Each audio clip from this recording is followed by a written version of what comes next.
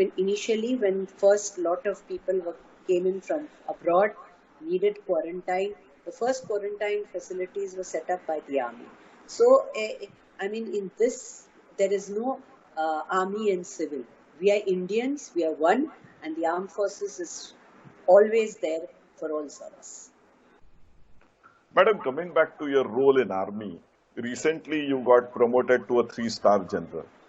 And it was celebrated that you were the only third woman to get actually promoted to 3-star general rank. So the question is, why less women are actually achieving this feat, and what made you special? I think it's still a novelty because there are less number of women in 40 years ago or 60 years ago. There were less number of women who were joining the armed forces for two reasons. Firstly, it was more of a male-dominated world, so, and there were ladies were joining only as doctors or nurses. Today, the armed forces has opened up its doors. In fact, has given permanent commission and has given even command recently to women. So we will see more and more women coming up. The second reason was firstly the number of percentage of women is overall lesser in the armed forces. We are not more than about 24-25%, and it's a pyramidal structure. In that, most of the women were the short service commission. So lasting for so long and then getting to senior ranks was a rarity. But I can assure you, it was a question of time. And now that the doors have opened up, we will see lots and lots of women reaching the top. Yes, undoubtedly, army is a tough job, ma'am, and you have survived for so many years in army. So, how you actually maintain this work-life balance, and whether army was really supportive in this maintaining this work-life balance? See, work-life balance is for everyone. I mean, it's got not Yeah, only in the even army, males, females, everyone has to find out, and we'll come to that in a while because I think a lot of times we blame too much to the work or too much to the life. It is for us to choose our and prioritize. Having said that, as far as my own this, I think it was tough because in those days when I joined, it was not like a policy that there will be spouse co-location, and our 36 years of marriage, we were posted together only 12 years. 24 years, we were always posted different. So most people probably would, those circumstances would make you give up. But I think in that I was a little lucky that I had tremendous support from my husband's whenever he could not come, sometimes my in-laws, sometimes my parents. So this kind of family and friends, in fact, not just family, even friends, a lot of times when I was alone, colleagues would come in and help out. So the environment, the organization was not so women friendly, but the environment was extremely safe, extremely congenial, and very helpful. And now the organization has also become women friendly. I'm giving simple examples. I mean, we never had something like childcare leave. Today, they're getting childcare leave. Maternity leave, from no maternity leave, by the time I was there, we got 2 months. Today, it is 6 months. So, it is becoming more and more women friendly. Most of the times, people are helped out with a spouse co-location, especially if both belong to the same core or service. So I think it is becoming easier, and I think but at the same time, I think it's for the women also. Any organization cannot continuously keep giving. You have to give back. So the woman also has to become tougher and say, yes, look, I am lucky. I'm in a safe environment. I'm respected. I'm honored.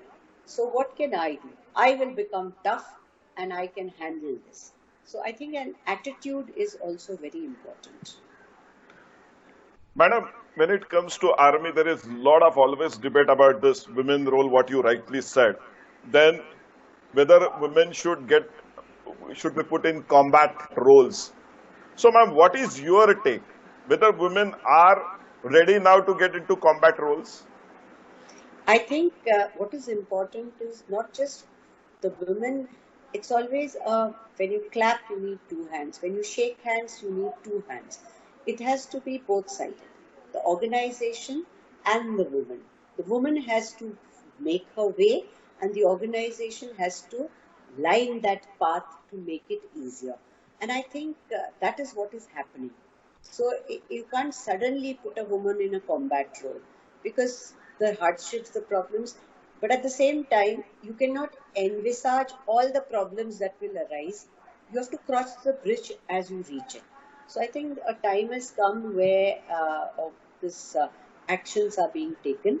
For the it doesn't directly affect us because the medical service, we've been there for so long. We've always worked shoulder to shoulder, and frankly, I've never really felt. I think now when everyone, people like you, everyone's asking a woman, woman is the first time, this kind of a stereotyping. Otherwise, there was never a question of a gender coming in the way. So, but having said that, I think what the organization is doing is not pushing it and jumping to it, but going in a gradual way.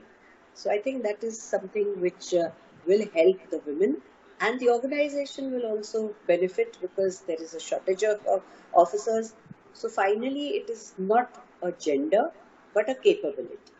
So you have to come up to the mark, and the organization has to accept. So it's a both way. So, Madam, as Chief Innovation Officer, I'll speak to large number of youngsters, even girls also. And whenever I talk to them about their career aspirations and things like that, they are very keen on getting into an industry like software industry, get a good job, have a more peaceful life. Many of them are not very actually keen on getting into organizations like Army or Navy or Air Force. So, ma'am, what is your take and what you will say to these youngsters? I'll tell them that firstly, you know, it was a very old concept. There were very stereotyped roles. There were very gender-based roles. And I mean, if you were intelligent, you took science. If you took science, you have to do either medicine or you have to do engineering. I mean, these are very, what I would call it, gizapita. Yes. So I think today's youngsters, I think they are way ahead of us. They have information, they have knowledge, and they have to use that to make wise decisions. And in life, I think if they need help, they should consult, they should talk to people, they can search, they can find colleagues, they can go to role models, they can look up things. But more important is to what do I want?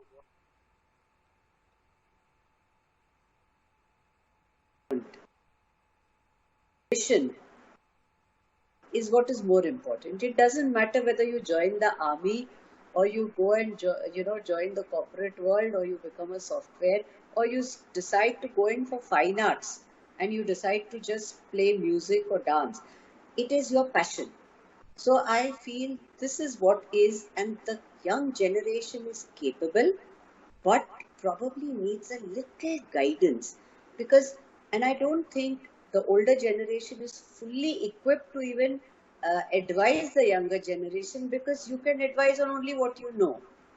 So therefore, it is for them who are far more informed than we were to make a wise decision.